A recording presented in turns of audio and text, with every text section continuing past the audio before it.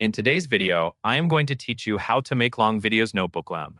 To begin, open your Notebooklm notebook in your browser. This can be any notebook you are working on, as long as it contains source material you want to turn into a longer, more detailed video. Once the notebook loads, take a moment to confirm you are in the correct project so the generated content matches your topic.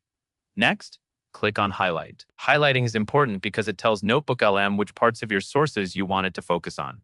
If your goal is a longer video, it helps to highlight content that covers more than just definitions. Look for sections that explain background, causes, effects, examples, or comparisons. This gives the tool more substance to work with. After you have a highlight selected, choose Explainer, the option described as a structured, comprehensive overview that connects the dots within your sources. This is the key setting for making your video longer. Instead of producing a short summary, Explainer pushes the output to be more complete, with more context and clearer connections between ideas. That added structure is what translates into a longer, more useful script. Now select your language. Click on English, and then click on English again in the language selection area to confirm the language choice. This double selection helps ensure the final output is generated in the correct language, especially if your browser or notebook has multiple language options available. After that, click on the check icon to apply and confirm your selections.